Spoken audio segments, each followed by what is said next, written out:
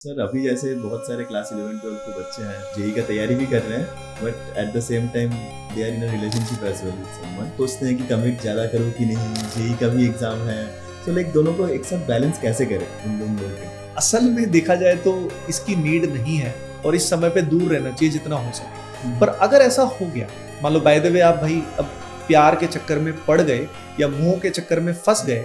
अब क्या करो भाई कि सर अब तो फंस गए, अब क्या करें हम लोग। तो उसमें एक तरीका है, क्योंकि मैं भी उस समय फंस गया था, राइट, इस तरह के चक्कर में मैं भी फंस गया था। तो मैंने क्या किया, नहीं 11th में नहीं, ड्रॉपर जब मैं था, अच्छा ड्रॉपर जब मैं था तब मैं इसमें फंस गया था, इस चीज़ में फंस गया था। तो मेरे टेस्ट में मार्क्स खराब आए, मैं तुम्हें किस्सा बताऊँ तो 2 टेस्ट में लगातार मेरे मार्क्स खराब आए। जब 2 टेस्ट में मेरी लगातार बैच के जो टेस्ट हैं उनमें रैंक रिव्यू टेस्ट में कोटा में था मैं उस समय पे, लगातार जब मार्क्स गिर गए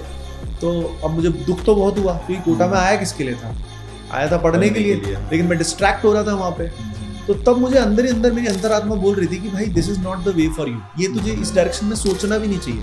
लेकिन हो ऐसा रहा था कि मैं 1 महीना तो काफ़ी समय ऐसे ही सोचता जा रहा हूँ, दिमाग में ख्याल चल रहे हैं, है ना, रोमांटिक ख्याल चल रहे हैं, और यहाँ पे मेरे को HC वर्मा आई रूडो सॉल्व करनी है। तो इसको बैलेंस करने के लिए मैंने सोचा यार, अपने मन को मैंने तसल्ली दी कि ना देख, अगर तेरा सिलेक्शन नहीं हुआ ना, IIT में तेरा नहीं हुआ और उसका हो गया, तो फिर तू गया काम से, तेरे को कोई नहीं पूछने वाला, है ना। और उस समय तक मतलब ये मेरे को दिमाग में क्लियर था कि सक्सेस जो है ना वो बहुत मैटर करती है, वो अगर है तो आगे ज़िंदगी बहुत बड़ी है, कोई दिक्कत नहीं। तो मैंने ये अपने मन को समझाया, और ये समझाने के बाद फिर मैंने एक और कार्य किया जो थोड़ा फनी था। मैंने अपने सारे बाल कटवा लिए, गंजा हो गया, लिटरली ये बहुत फनी चीज़ थी, but that was one of the reason कि भाई ये सब जो है ना शोशा में चल रहे जो इस समय पे, हम उससे थोड़ा दूर निकलना है, ब्रह्मचर्य की तरफ जाना है, ब्रह्मचर्य की तरफ जाना है, और बस अब अपना काम करना है। फिर मैं अपना काम में लग गया, मार्क्स वार्क्स बढ़े, है ना। पेरेंट्स बीच में मुझसे मिलने आए क्योंकि मैं दुखी था काफी, लेकिन अब मैं उनको क्या बताऊं कि मेरे दुख की वजह क्या है।